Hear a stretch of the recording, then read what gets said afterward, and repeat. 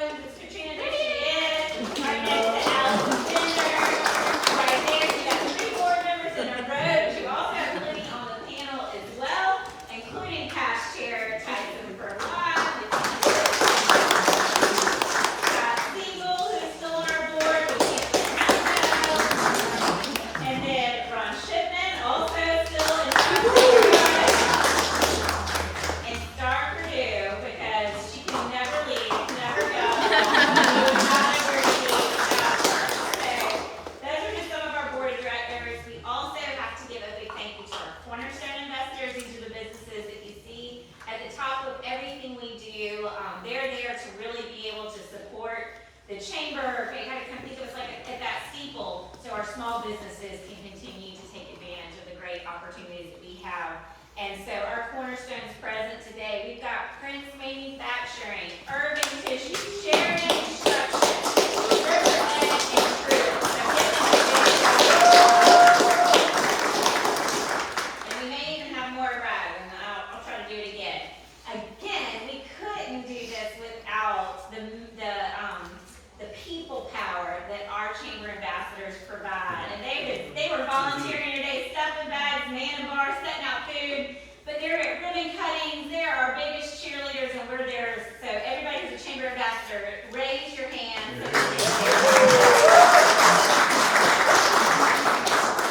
Oh, we just got ambassadors. I challenge any chamber. It's so hard. Also, big thank you to new investors in the chamber. They are recently joined us, so be sure to thank Caldwell Banker, and then Cragg Realtors, and Clean Break Janitorial. So let's do this. All right, so with all that said, before we get into our very illustrious panel today, and I would say, encourage you to stay to the end. We actually have a really fun special presentation we're going to do before these folks walk out the door, so I'll leave it at that. But Deshaun Hogan, I'd like to invite you to the front here, our sponsor for this awesome afternoon together, First Friday, thanking our sponsor, Cleaning General Janitorial Services. And he's going to say it. I'm going to make this very brief. My name is Deshaun Hogan. I am the owner of Cleaning General Janitorial Services.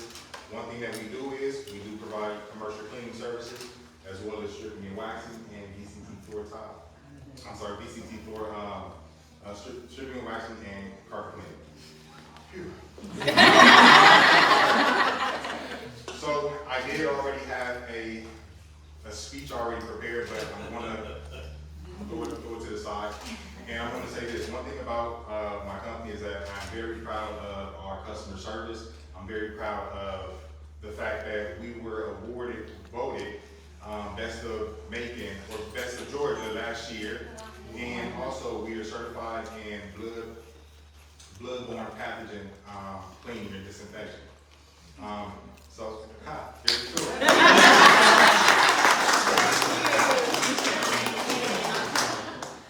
Thanks for keeping us clean. For sure. All right, y'all. We're gonna get into the panel, and we may be here all night with this group because they live a lot. Share a lot of deals.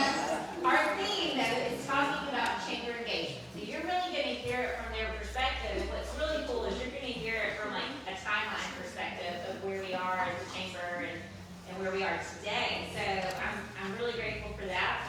But let me go through. I mean, we're gonna go through the year, starting with you, Walt Miller. Oh boy. 2011 was his chairman year.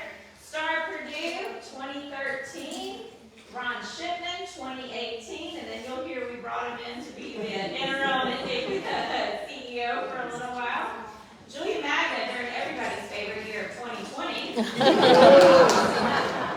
And then Rob Bessel with everybody's favorite year to follow up to that with 2021. And Scott Siegel, seeing us to the other side in 2023. And then the most recent past chair and our first immigrant board chair ever, 2024. We're going to try to keep him away from his terrorists, but he will be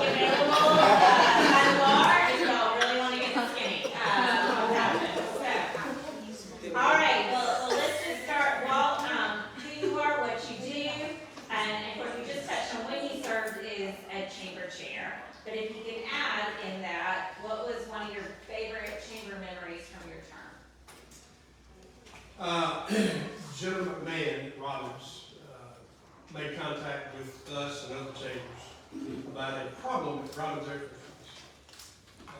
BREWing was a big deal back then about closing bases. Robbins had a problem with the crash zone north of base. We engaged him. He was already a friend. We were already very active with him in command. We borrowed money, the chamber, to buy the first properties in that area because there was a requirement for the local community in some way, shape, or form to keep that thing on. So we did that. $35 million later, and Project SOAP in Georgia Power is now a solar farm that provides power to Robbins Air Force Base. It makes Robbins, takes them off of that list almost forever and makes them green. It's just one of the real cool memories of something that happened back in the day. One of those things that you never thought you could Never, get into. never. All right, and then what's your day job, who you are, what your, with your company? Business is Geiger Incorporated. We started in 1979. We're a federal supplier of hardware, tools, bits and pieces for mostly military use. Just a really fascinating, interesting job, and that's what I do for a living. Well, and thank you to Guy, I've supported many of our chamber events. So Star, tell us who you are, what your business is, and then one of these great memories from your tenure. All right, I am a fourth generation funeral director. I'm president of Hutchins Funeral Home, who's been in Macon since 1910. So we're over 100-year-old business. So that is my day job. That's what I do 6 days a week. And sometimes I get called on Friday. But I guess one of my best memories of serving as chamber chair was a trip we made to Capitol Hill. And we got to meet our Georgia congressmen in their offices and to talk about things that were concerning us in Georgia and what they could do to help us. But just to be on Capitol Hill and kind of watch how things work and get involved in that was a special trip for me. I'm ready to bring this back to Capitol Hill. Anybody wants to sponsor, get me around. We got a few things we gotta take up the hill right now. All right, Ron, tell us, I know what your day job is, but not everybody can know that. As you grab the water.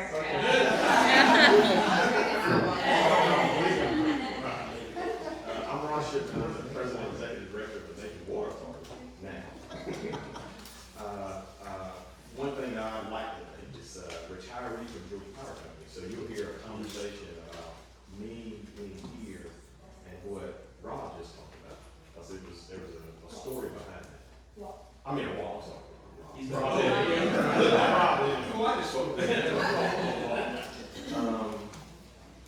So the other part about me is that I failed miserably at retirement. So if you look at that retirement, I'm the guy that you say, don't do what he's done if you look at retirement. But I enjoy what I do. I do utility work and I enjoy it. The most memorable moment for me, joining the chamber or being the chair of the chamber, was how I got to be chair of the chamber. I followed George Green. And George, and don't get me wrong, George was great. George was great. You couldn't be here tonight. And I said, Yeah. but we had some very trying times when George had to step in and to be chair a second time. And the reason why that's important to me is because I was going to be chair when he in 2017. But because of the circumstances and what happened, George says, let me do it one more year where it doesn't have to follow you being new as a board chair here in this particular chamber. So that, to me, spoke volumes of the leadership that the chamber had and the leadership qualities of the people of Macon. Because at that point in time, I came in, if you think about this, I came in 15 and I was going to be chair in 17.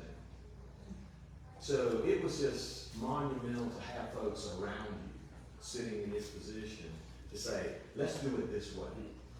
And it just worked out. It just worked out perfectly. And I'll never forget it. I'll never forget George for telling that. You know, all of the teachers that said we survived. We survived. Oh God. I think it's a tattoo that. Take it off. It was. He and I actually talked 2 days ago. Good times, but, all right, Julia. What's that day job that we keep taking you from? I'm an attorney and I own Magna Law. I'm in private practice and I mainly do employment and healthcare and nonprofit law. And I see some faces in the crowd that I work closely with, and so I'm honored to be their attorney. I was the chair in 2020. One of my favorite memories was being a cheerleader for the Total Resource Campaign workers, that was for our fundraisers, and they did a phenomenal job of going out into the community and selling our chamber, not just selling it in terms of sponsorships, but doing like what the ambassadors do, being a face and a liaison to businesses that, you know, have not always supported us beyond their dues investment in the chamber. And I just got so excited. For those of you who don't know about Total Resource Campaign, it was a time limited, like, woo, go out in the community and raise. And so it was fun to be a cheerleader for them and to see the different teams compete, and they have themes and t-shirts and outfits, and then to reward them for their excellent work. And so they were rewarded as team members, but also as individuals. So that was something great that we did. And I think it got a lot of individuals involved in the chamber that might not have been.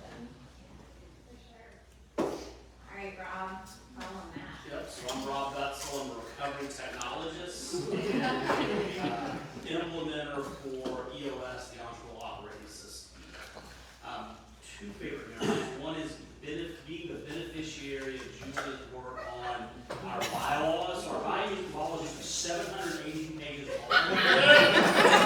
All the damn things, so shut up.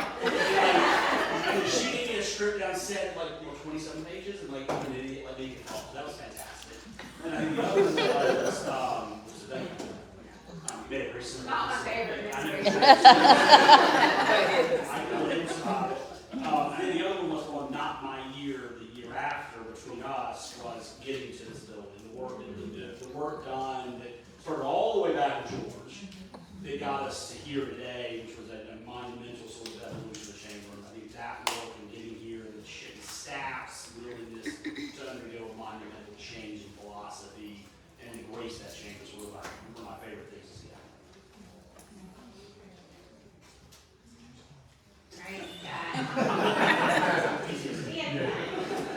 I'm Scott Siegel. I'm the market president for Truist here in Middle Georgia. And I think the best thing for me, I'm going to just say, was really the year that I was the chair-elect. We had a committee to find a new person in the chamber. And luckily for us, she's sitting right there.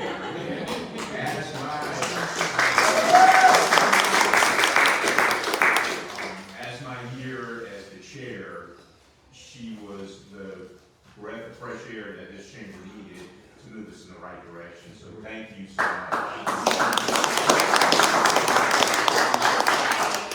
When I was chair, I tried to hire her as a consultant. No, really. But we can get it done.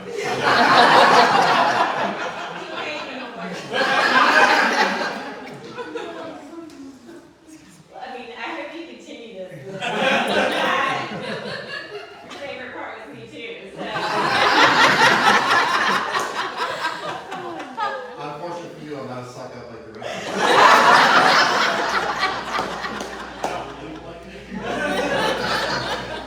I'm still prep chair of the personnel committee, we can talk about it. Good afternoon, everyone, and thanks for allowing me to sit at the table, even though I'm an immigrant. It is legal, just for the You can't talk to the carrots after. So my name is Tyson. I'm the Vice President of Resources for a company called BREWing. consumer products. You may have heard of us, we've invested over $1.4 billion in the area. State-of-the-art tissue facilities, so we make big towels and toilet paper. It's a 143-year-old company, privately owned. Serving actually here Sunday and Monday, presenting to all the employees. So we've been delighted to be here in Georgia. It's been a fun ride since 2017, actually, the first time I put boots on the ground in Macon, Georgia. So my favorite memory, besides all the accolades and fun things, and I was part of the selection process, you forgot to mention that. I think it shows the other person I chose her.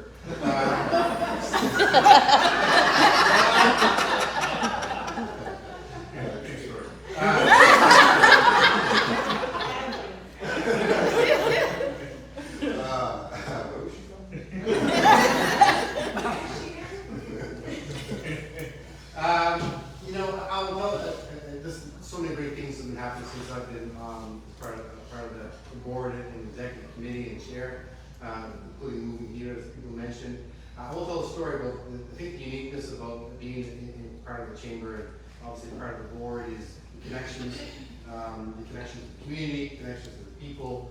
I had an opportunity during Hurricane Helene where one of my executive members was boots on the ground helping out in Wheeler County, which was obviously hit very hard from the hurricane. And she reached out to me and asked if there was anything that we could do. And I was able to work with the organization. We delivered a truckload of diapers to Wheeler County to help out through the hurricane. It's kind of cool to be part of that and get a chance to make an extra contribution. Well, and he's downplaying that because let me tell you, it was so cool to see this group activate. Our government military affairs chair, Chrissy Meyer, is also part-time National Guard, so she was literally deployed out of nowhere to go down to Wheeler County, and then we heard that it was actually Manuel County right next door, which was completely run out of diapers. And we're like, we know people, even though that was going to come from a New York plant, and not only did Tyson activate that quickly, but they said that the semi that came in with all the diapers was like more than enough for the entire county. Like he literally solved the problem, boom, right there. And then meanwhile, other board member Patrick Harris, who's George Power, he was out there like a bush hog, like helping take trees down with linemen out and thing. And like that's what this chamber does, not just for Central Georgia, but for all of Georgia. So I mean, like I said, it was a great memory for sure. So Tyson, we'll stay with you, and I guess you probably you were probably here we can go all the way back to the timeline of Macon, but when did you start becoming involved with the chamber, and where was Macon at that time? Great question. So when I first came here in 2017, 2018, drastically different than what we see today. So I remember coming in on a Sunday evening, rolling through, doing a quick spin of downtown before packing up in the morning. I picked half of downtown with board up. There was obviously a good upsell in terms of what was coming. And I think obviously being a major employer in the area, having an opportunity to have an impact on that growth. We're just seeing the revitalizations in my, I guess, now 8 years, I believe. 8 years being here, just seeing the investment downtown, just seeing the vibe downtown, just seeing even the general area, just record low unemployment rates. You see it's posted like 3.1 unemployment, but realistically, it's like higher, so I can tell you, it's about 2.8 is the real unemployment rate in this area. That may change in this a little bit, but we're starting to see a little bit of softness in the marketplace, but just a high level of opportunities for people to make a living here. And I can tell a fun story where Lynn Murphy, she continues to give me a hug every time I see her, because she says I was able to bring her baby and now her grandbaby home because her daughter didn't want to move back to Macon, and she went to the university out of state, but because of all the good things that were happening in Macon, she moved back in 2019, 2020. I hired her to join my team, and then they're sick, so just to see that, yeah, exactly, now she got a grandbaby out of it, so. She wants to be a grandbaby. Scott, you were new to town at one point in your life. I moved here in the early 2000s, and I got involved with the chamber pretty quickly after that. As a banker, you tend to do those things. And Pat was at the MEDC at the time, and I will say, to Tyson's point, I remember my very first day, or my very first night after the bank closed. I rode around in downtown Macon, came back to work the next day, and I said, "Hey, was there something going on in Macon last night?" And they said, "Why are you asking?" I said, "Well, I rode around downtown and like everything was closed." And they said, "Well, what time did you ride around?" I said, "Like 6 o'clock." And they said, "Well, of course it's closed." So the change in that has just been dramatic, and I think that the growth that we've experienced with companies like Tyson's, where Pat will tell you, when companies like BREWing are looking at communities like this, they're not looking to pick Macon, they're looking at how can we eliminate Macon from the selection process, not just Macon, any city. So I think that, our community being able to attract these types of businesses to come here in the investments, you heard billions of dollars in investment that they're making in the community right now. The amount of people, Tyson, you employ over 450 people right now? We'll be at 500 when we're done. Okay, so it's tremendous, and it's great for everybody, and it's great for Middle Georgia to have that going on. So I think just the growth, and I will tell you, one of the things that Jessica's been able to do is to make the chamber a vital part of the economic development team, so that everybody that's working on this in Middle Georgia is making that happen. So it's been fantastic. Rob, you've seen it through, seen the phases of Macon. Yeah, so I came here in 25 years ago, so I was 24 years old, I knew everything. Genius, I was the smartest person ever I walked into at that age. And somehow, I just remember people walk, Pat and Bravo, and meeting them and inviting me to sort of attend things and be part of things, and he even invite me back. I cursed last night, that's probably how I got away. But I actually remember coming to be part of the chamber, probably as much as it was sort of that, you sort of did it out of sort of civic guilt, civic debt. And or debt. The transition is that it's now, like you said, it's a vital part of not only large corporate sort of development of the community, but small business sort of participation and engagement. That's sort of what I saw over the 20 years. And when I came here, the Jazzplex, Burt's, the TikTok room, the only 3 things on Cherry Street. You didn't walk down Poplar Street. I don't know what the corner was. No. And so I just remember that being, my brother lived at corner Cherry 3rd. So I remember going back to Lynn, and Lynn Murphy, you mentioned Lynn, says, "We're an overnight success." I never told you this 25 years ago. We've purposely done things for Macon. I think the chamber has always been the center of purposely trying to drive it. We may not have always made the right turn down the right road, head in the right direction, but we've always been willing to make the turn, take the journey, pivot back. And I just think I'm proud of being part of a group of people that will fight like cats and dogs when they need to make this community better. And I think that's why we are a community that's, quite frankly, growing the way it is when many others don't. Local girl here. Not quite local, I came to go to Mercer, so I've been here since '94. My first foray into the chamber was through leadership making, like a lot of you, and ran in 2001. And then, yes, that's class ever. No, 2002, I'm sorry, I graduated in '01. So '02 class, and then I joined the board as the leadership making chair, like Allison, and went off for like a year, and then they asked me to be general counsel, so I did that for 4 years. And then when I became chair-elect, I rolled out of that, and then was on that trajectory to be chair and past chair. So I think that I agree with you about the 25-year overnight success, but one of the great things about the chamber is that we didn't care who got the accolades for what the great things that were happening in town. You know, we had some people that felt like the chamber should be out there, front and center, getting the praise for everything that was going on, and we really fought against that. You know, we wanted to create a culture where we wanted our partners to get the praise that they deserved. And then during these years, we made a really conscientious choice to pivot towards workforce development, and I think that has been instrumental in this community. It is part of economic development. For years, people kept saying, we need to be at the table for economic development. Well, we are. We're just doing workforce development, and that's an important part because of our employers, are large and small. They need qualified people to do these jobs, and so I've been very proud of that. That pivot.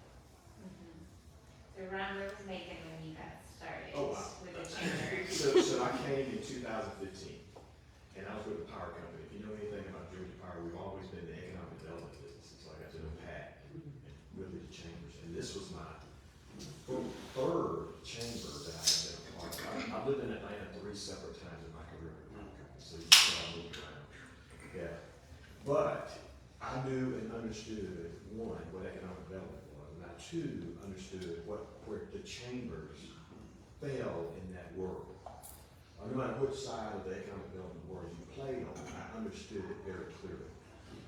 So for me, it was just one of those things coming in, saying, okay, I know what I need to do, who I need to talk to, those kind of things. And really, realistically, one of the first people I talked to was Josh Roberts. And interestingly enough, my conversation with Josh, he says, Josh, I want a condo downtown with dedicated parking. He said, there aren't any. I said, John, remember, I'm coming from Atlanta. I said, John, maybe as big as we don't have this. He said, no, we don't have this. Not yet. We got to do something other thing. I said, okay. But for me, being a part of the chamber, it was getting the clarity of what the community wanted to be, what the organization wanted to be, and try to move that forward. And so I'm going to go back to the conversation you all started, and that was a solar array. On my drive, as I had accepted the vice president position in Central Georgia to Georgia Power Company, I was talking to the vice president of renewables at Georgia Power Company. And he said, Ron, where are you going? I said, I'm on the road to Macon. He said, that's good. I got a situation you need to solve. I said, what's that? He said, you need to get solar at the base. And I said, Nori, you guys name Nori McKenzie. I said, Nori, how long have we been working at that? He said, 10 years. And I said, you want me to do it, right? He said, why not? You're going to make it. so it all kind of rolled together. And nobody knew how things were connected. Nobody had clue, but we all knew what our individual roles were, and we knew what the need was for the base. Again, remember where I came from, so I kind of knew what, and once Nori kind of explained it all to me, started talking with local folks, and particularly the base commanders, about how important that will be, I said, okay, no problem, let's see what we can do. And we worked with, McMahon and several others, and some of the base commanders, and that's what we have today. It was remarkable for me to work with the Joint Development Authority and I knew it was really interesting. My job prior to coming to Macon, I was the vice president of environmental affairs for Georgia Power. So I had met with, at that time, Chairman James Vaughn about the non-attainment Clean Air Coalition and all that other kind of stuff. So I was familiar with Macon. If you don't know, I grew up in about 80 Georgia. And I had relatives in Atlanta. So guess where I come pass through all the time was Macon. So I saw Macon grow, do things, fall off the cusp, get back up on the cusp. And so it was very interesting to me growing up in Georgia to see what Macon has become. And it is absolutely remarkable. And I'm just glad to play just a small part of it. And thank you, all the leaders up here. This is thank you for being part of it. Well, and now you can get the condo, you can get the parking. I love it because I also talk about how what we do is in community development period. When it comes to Macon and the 25-year overnight success story, you always think of it like a Rubik's Cube. like one day, the thing started where you're like, oh wait, here it is, and you, when your hands just in, you were like, figure it out. I'm like, that's what we've been doing, is working the Rubik's Cube until it started lining up on that. Okay, so now we do have from the look from birth, yes, your chamber engagement. We're gonna do it again for you. So I was born and raised in Macon, and I will say my father was chair of the chamber somewhere around 1981. So I watched some of what he did with the chamber, but I'll say I started with the chamber in 2001. I was invited to join the board by Steve Kruger. He owns a roofing enterprise here. And he said, just do it for 2 or 3 years. I think it was 2 years. That's all you got to do. So, and I have been on the chamber board since 2001. I enjoyed it. I believe in the chamber, and that's why I'm here. And I will say, as far as the way Macon has changed, for me, the first time I saw substantial change was when we built the Music Hall of Fame, the Sports Hall of Fame, the Southern Museum. Those things were kind of the beginning of a real change in Macon. I think the first loss that I remember, the Dannenberg building is right up the street. And while I was chairing the chamber, I can remember speaking, and when they had the ribbon cutting for the Dannenberg building, and I'm thinking, lawsuits come to it, a law. Concept, but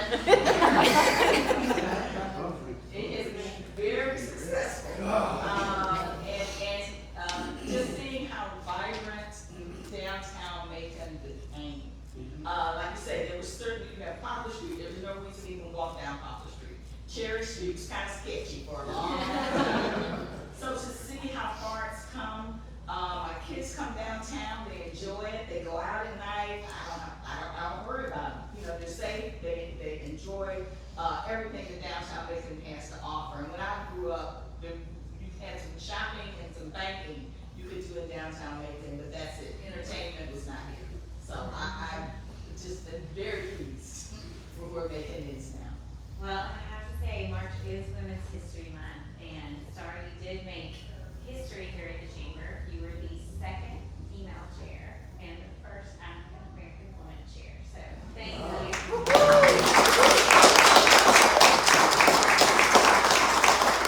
And Christy is our fourth female chair. So that's a good job. We just lost our first chair, who passed away just last month, and was our first female chair. So, sorry. So we'll take us back. Where was Macon when you got involved with the chamber? What brought you here? I was involved in a committee down at the airport, we call it the industrial park, plant managers, personnel people, and I began to kind of head that thing up.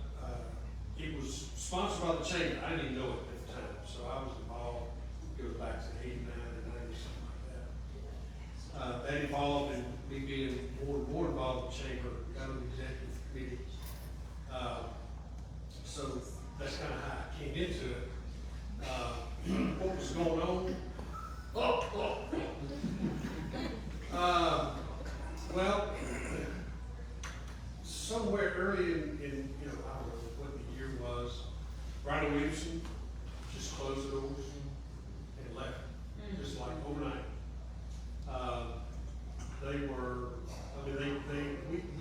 Nobody would come to Macon because Ronnie Williamson just was so dominant. And when they closed, it changed that whole dynamic. We were a split government in terms of county, city, and I don't even, any of you that were around back then, you remember the infighting. Cannot believe that we could not accomplish, it was like, they just were doing this to one another all the time. Chamber was intimately involved in bringing those two together to eventually come up with a bill at the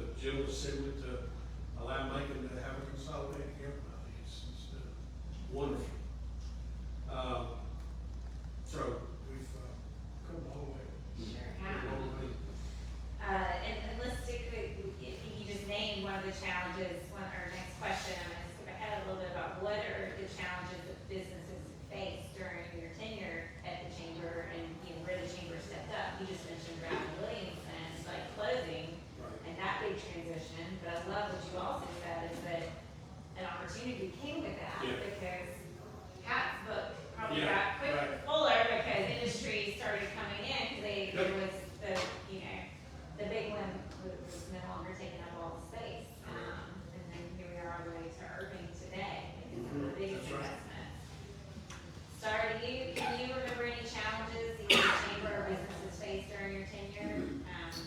I have to say no.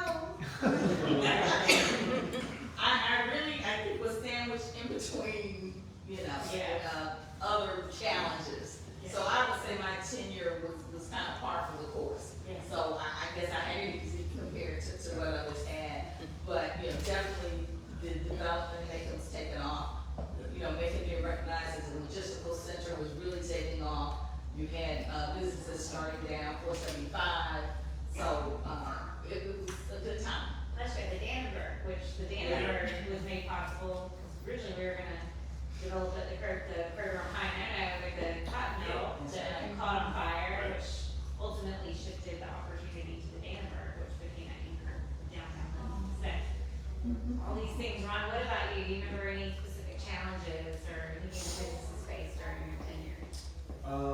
I would say businesses, but for me, it was the chamber facing some trouble, because when I was chair, we had just separated from the Macon Industrial Authority, that the industrial authority would handle the industrial customers, and the chamber would handle what's the you know what I mean? And so that was a big feel for the chamber, because that was different in the world that we were in the past. And so understanding our role and trying to convey that to particularly Atlanta, because the chamber was an atmosphere. Chamber was a place that Atlanta would come to attract businesses. And now they're having to go to the industrial authority, whatever reason. And again, that created some friction to start with, because it was having to understand what our roles were. And then we had to convey that. I remember having a conversation with the commission about what our plans were for that particular year. Matter of fact, George and I, as past chair and chair, went and talked to the Bibb County Commission about what our role as a chamber was going to be, and what our goals were for that particular year. So that was a challenge for us, is that we had to shift in our mindset what we were doing for business attraction.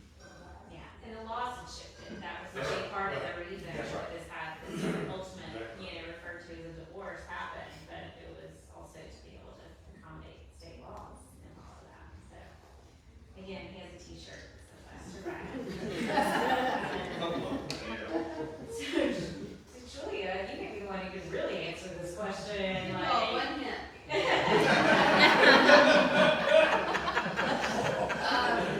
I feel like our chamber really stepped up to support the business community during COVID there. For those of you who were here, you remember we pushed out so much information. We introduced our business community to Zoom and started having regular webinars. You're on mute. Yeah. You're on mute.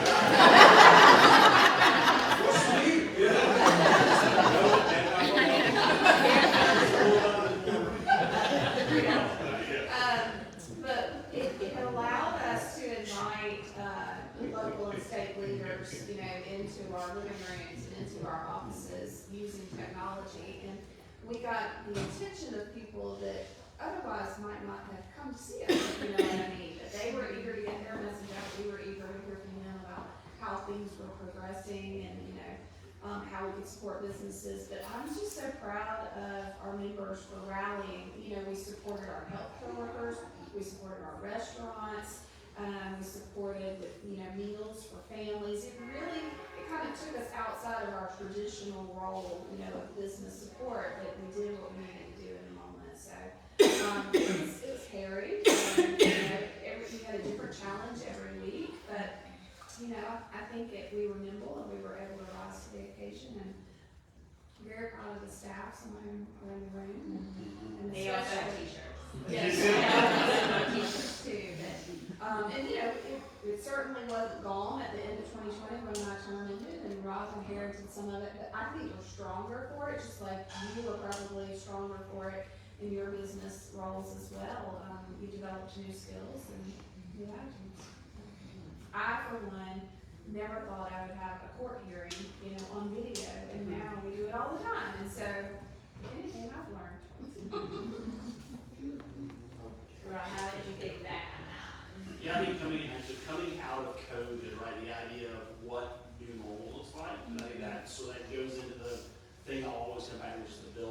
mean, so the chamber did what the smartest thing in the world to get $1 land lease and build a building on somebody else's property for 50 years.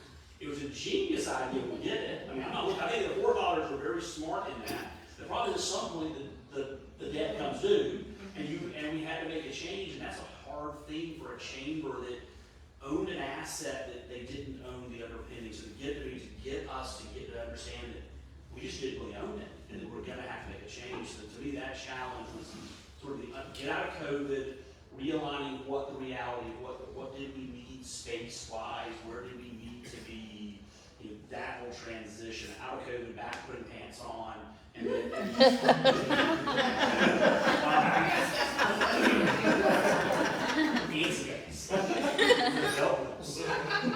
and then really getting into that transition of where the chamber's going, workforce development, all those things were getting, as you said, when Jessica joined us on that whole transition, that was a big lift for the chamber to have to go through.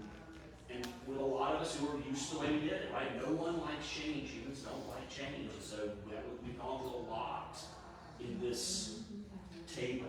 And probably we'll do it again if we're lucky. Yeah, if you're lucky. Well, piggybacking on what Rob said, I was the treasurer during this time. So just so you guys know, in the old building, there was over $1 million worth of deferred maintenance.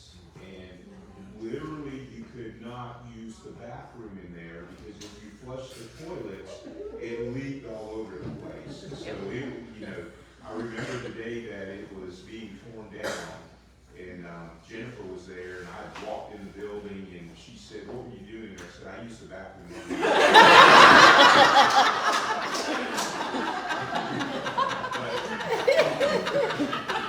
But I will tell you,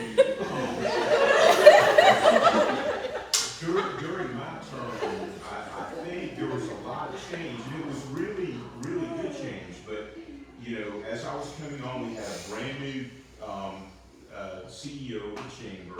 We were moving into this building, and there was some work that had to be done here.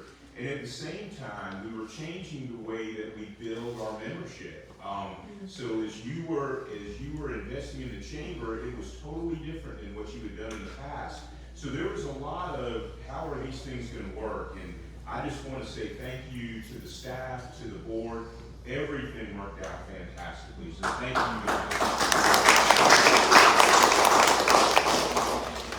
23, a year of great transition.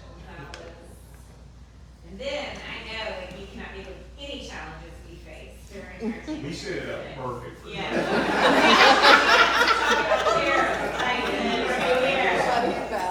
My year was easy, although I think we had a record year, I'm not sure. We had a t-shirt made too. Yeah, a little bit more money in my year than You did. Wow. Honestly, I think so this is my third or fourth year on the board. It's just the level of momentum is clear, right?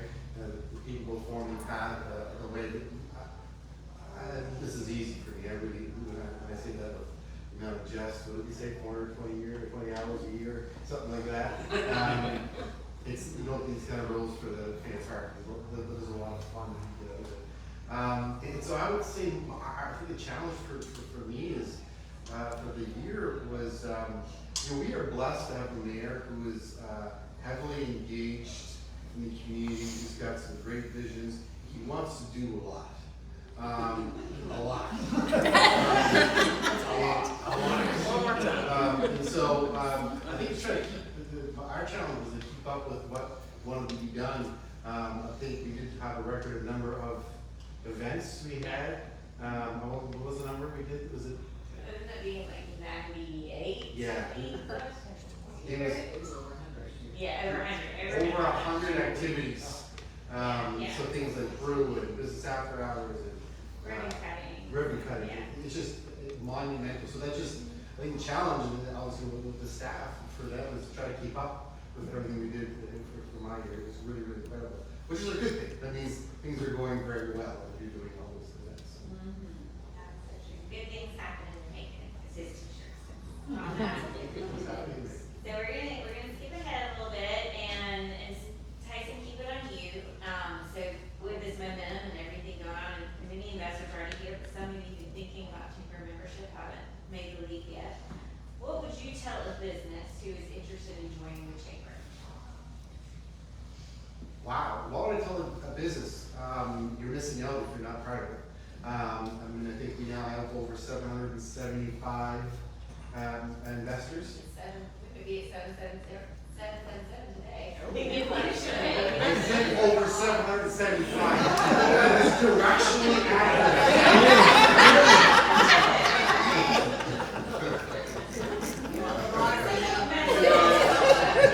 Remember when 700 was the big number? So, missing out. I mean, I think there's so many great connections. I use an example early on, but I think being part of the chamber enables you to learn from others, right? And I think it's the beauty about being part of the chamber. And I asked, my team, to come to events, because the value of being part of the chamber is to learn who, how, what, and that's what we have. And I think everyone on the chamber is so open to sharing, right? If anybody wants something, I will help. Tell me, what can I do to help? I'm here to help. And I think everybody who's part of the board, they're there with that calling. I'm here to help other businesses. And so sometimes you can figure them out. You're trying to figure things out. My expertise is obviously business, leading business, HR, you name it. Well, I have some people in the chamber who will call me and say, I have an HR issues. And I don't want to call a lawyer, sometimes it's good. But I can give them advice.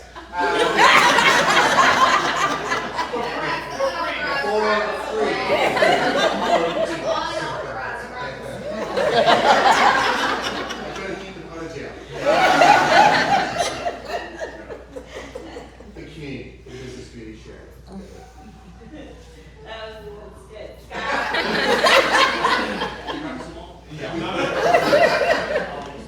No, bankers stay out of bar.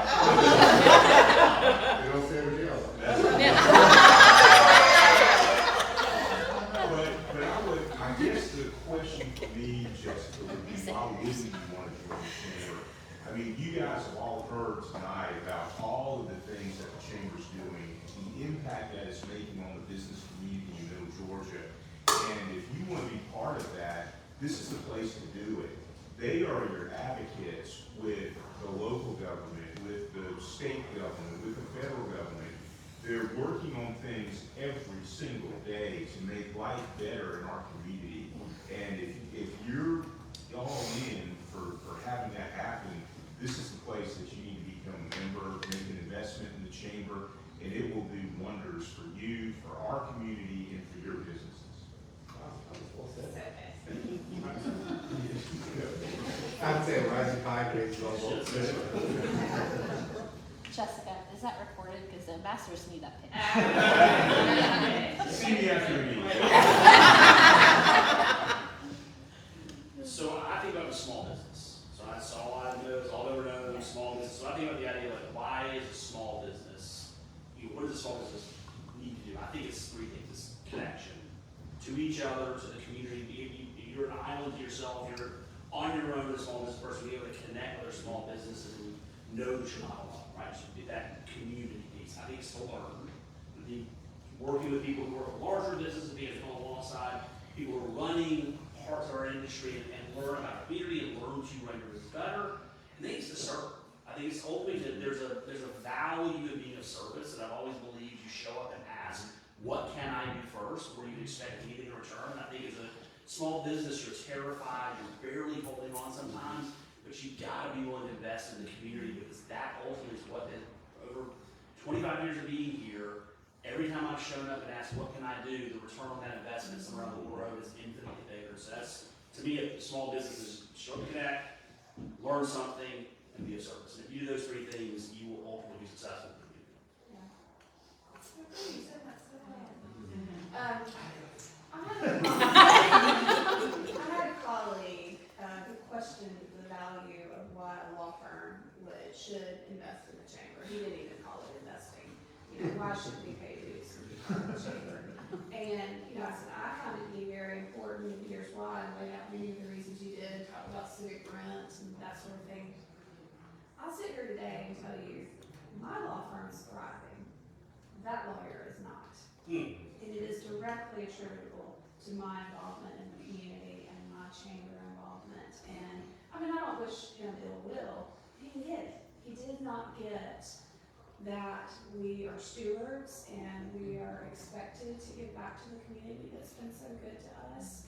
And so I'm very proud to be involved in the chamber. And I would tell, I'm a small business of 1.5. I'm a part-time employee. And, you know, I'm so proud to be involved in the chamber. So for me, I think the value of the chamber that I'm taught to, an interested party, is the value of network. I think Julia just described it. It's investing and networking. You gotta have both. And I think Julia just articulated that very, very well. And I think that's what the chamber brings to anybody that is looking to join for a reason to grow their business.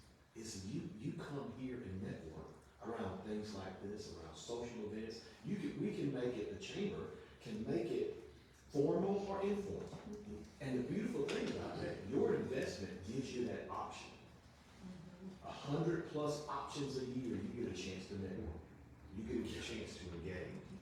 And even the various roles that I've been in, I think everybody up here, we've had conversations about something that either was related to our businesses directly or an issue that they had and said, hey, I need some help with this.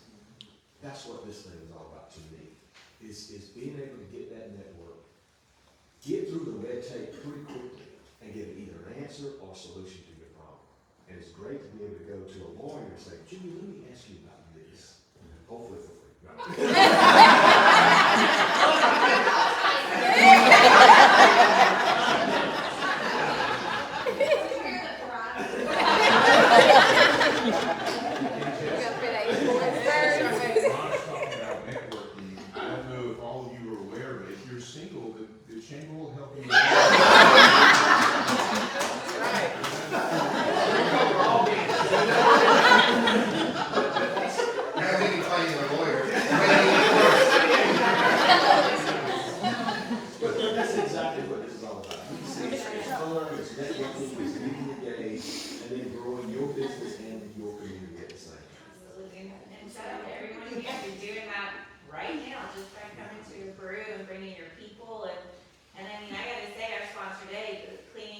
Janitorial services. This is, you are the future of a chamber, small business who joins and immediately just plugs right into it. And here you are hosting a brew today. And we want to legal advice. Toilet paper. Scott's the maker.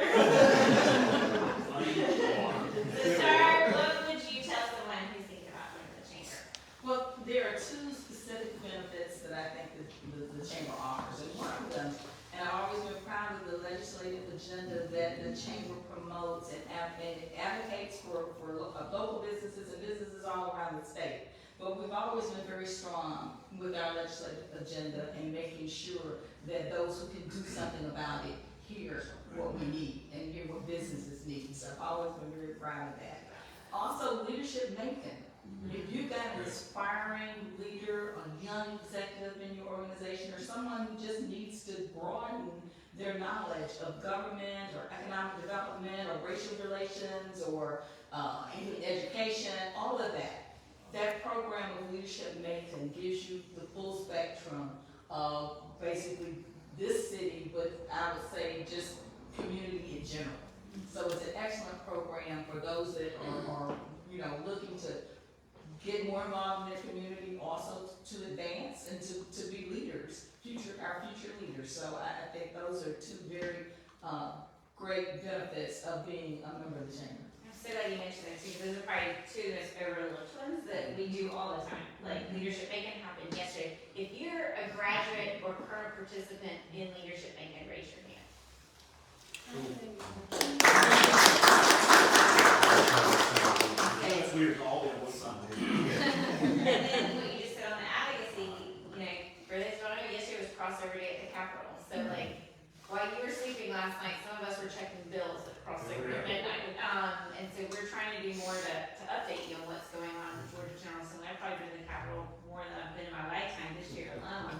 But we do send out a regular advocacy update now, which we're continuing to tweak and really become the content specialist on what's going on our behalf as business. Yeah, and I think we've been really strong about dealing with our elected officials and appointed officials. We haven't always been so good about translating that to the membership, to the laity, as they say in church world, so that you can understand what are the important bills facing the business community. So hats off to you and Chrissy, because y'all doing a great job. Thank you.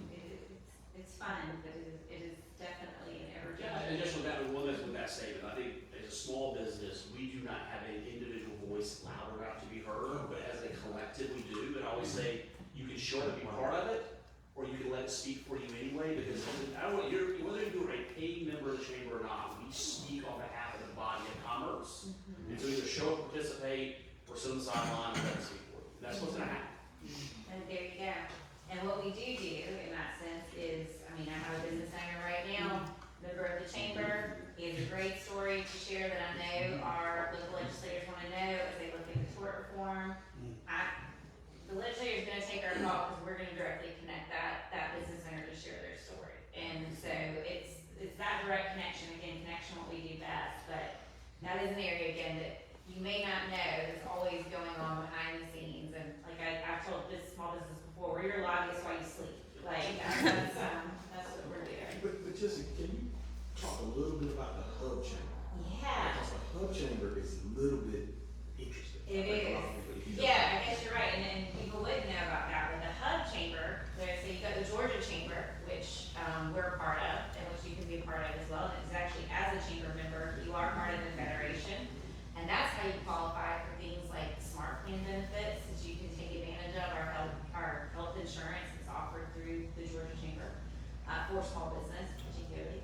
But Georgia Chamber put together the Hub Council, where they manage, and this is our policy group that consists of all the chamber presidents outside of Metro Atlanta from significant metropolitan cities. So Macon is part of the Hub, Savannah, Columbus, Albany, Augusta, Valdosta, Dalton, Brunswick. We cover the state, and that policy group, when we get together and support legislation, it gets done very quickly because we're able to sign our names as this group of chambers coming in, and we actually go to the Capitol together as a group. We meet monthly. We had a call yesterday, constantly texting, and it's awesome because for us, it's really made us a chamber among chambers when it comes to advocacy. And last year was a great example of that.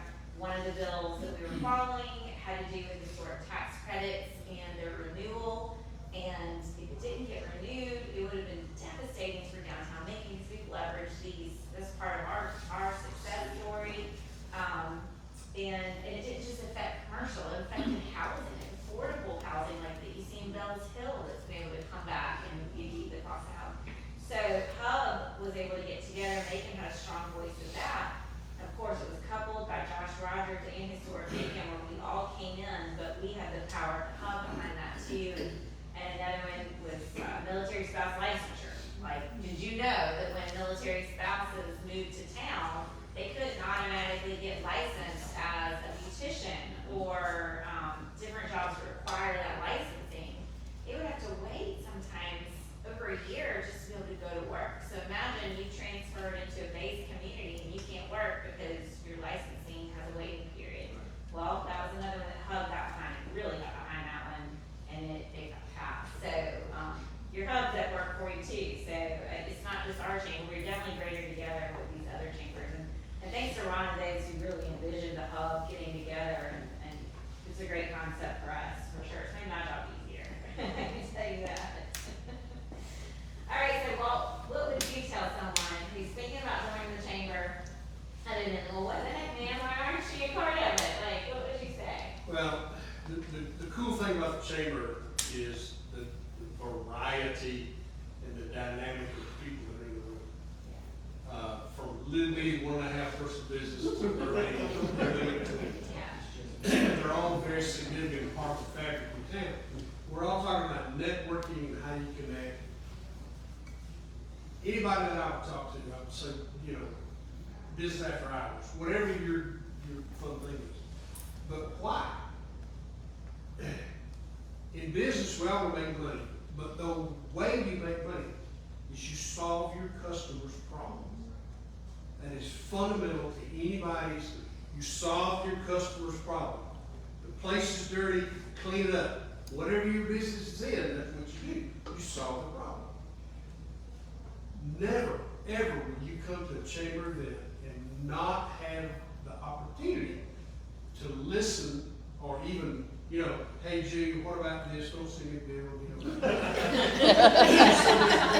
that opportunity, but it's listening to the stories these people tell. They're all about how let me tell you what we did yesterday to solve this problem. Well, it's not the same problem you got, but there's always a correlation. That's right, the light bulb. So it's the light bulb.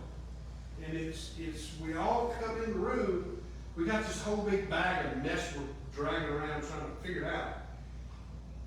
What a greater thing in the world than to get a light bulb to go off and like, oh my gosh, let me dig this thing out of this bag and put this thing to rest.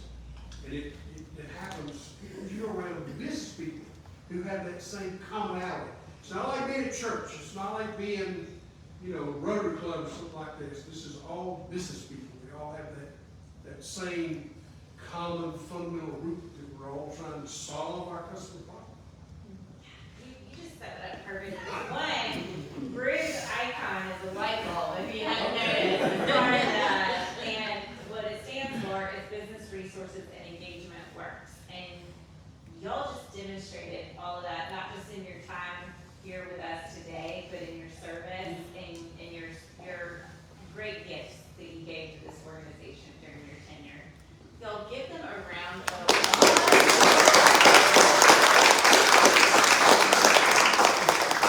Just so you know, I'm never gonna let any of you go. On every one of you, I'll just go stand in the wall just to get a pep talk and cheerleading. Same with Star, she looks over our fun things like audits and everything every year. Of course, we never get you about water. Julia, is always somebody who, bylaws and coming back for bylaws and more about bylaws, more. Train. Rob started helping us with EOS, so that's been game-changing for our leadership team. And of course, Scott, we just think Scott's funny and nice. And we try not to ask him for money every time. And then Tyson, we can't get rid of him. We were having a staff meeting earlier, we forgot he was in the building, and he popped up and scared us to death. We didn't know he was here, but we can't get rid of him. Again, thank y'all. Thank y'all. I wouldn't be here if it didn't start from there. So I'm honored to be able to work in this incredible organization under your leadership that continues. And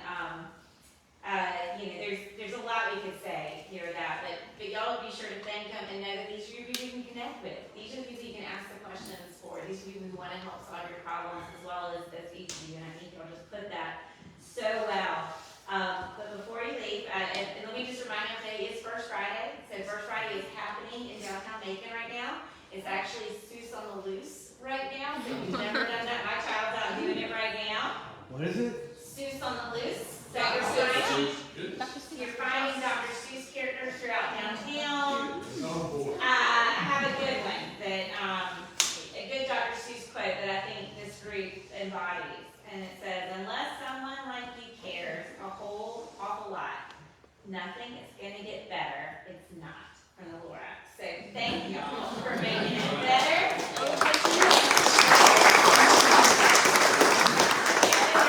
In the bag, they got some gifts from Jen and our team. But before y'all go, I have a surprise for you as well. Behind us on our break room, we recently resurrected a door from the old building that was salvaged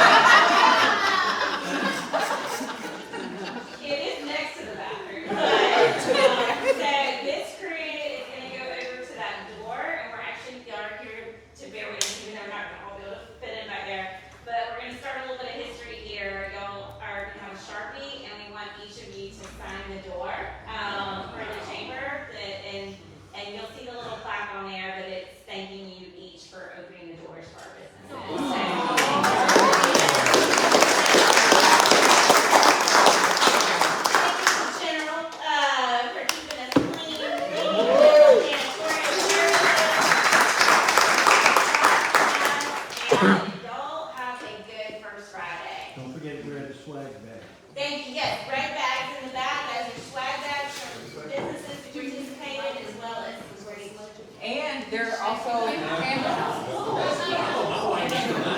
out here, so grab a bag and grab your camera.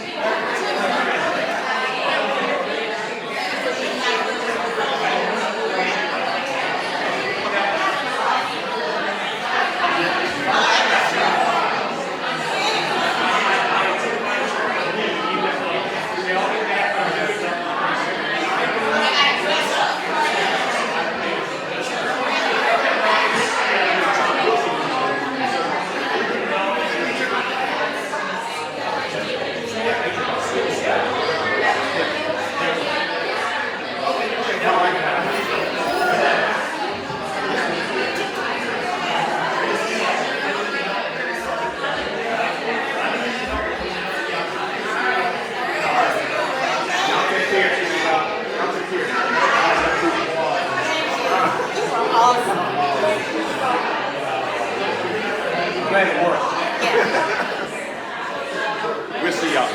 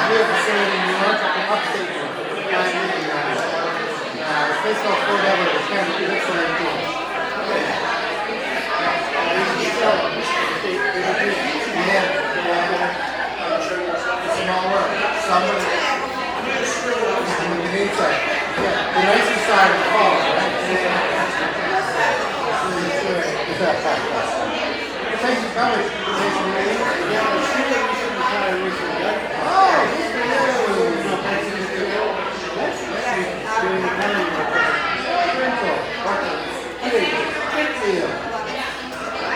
sometimes it's all you need. You don't have to be the, You're from Ontario? no. No, okay. Okay. I have family in Ontario, and 2 years ago we drove for a wedding. Went in the cross trek with my husband, our 8-year-old, and 2 dogs. Yeah, well, your husband was telling me, I forget where, Pickering? No. Where was the wedding? Okay. So it was just outside London. Outside London. Yeah, I can't remember. It was Lake something, but it was an hour away from Detroit. So Okay. yeah. It was very near. So right at the border, like the first town, maybe the second. Yeah, no, I'm all the way to the side. Okay. See you, my friend. Good to hang out with you. Yeah, great. Hey, my name is Bill Cox. I just wanted to introduce myself. Bill, you said? Bill. I just started working at New York Life. I put all my cards in green bags. But my brother-in-law was a maintenance manager up until in the last 18 months or so. Nick Zika. He's a former Marine, engineering background. He's doing some stuff on his own right now, but he worked there for a while. You must have been for a contract, probably. Yeah. But y'all doing great stuff. Yeah, we're having some fun out there. It was nice to meet you. So, Yeah, so what do you do? I'm right insurance. Okay, very good. Yeah. Employee benefits, that type of Yeah, stuff. yeah. Whatever in the market. Sure. I know y'all shop everything. You guys Oh shop yeah, the numbers. we do, it's because we're located here, but we have employees, like 20,000 employees, so it's done through an umbrella. Yeah, of course. Good to see you, man. Bill? It's Bill. Nice to meet you.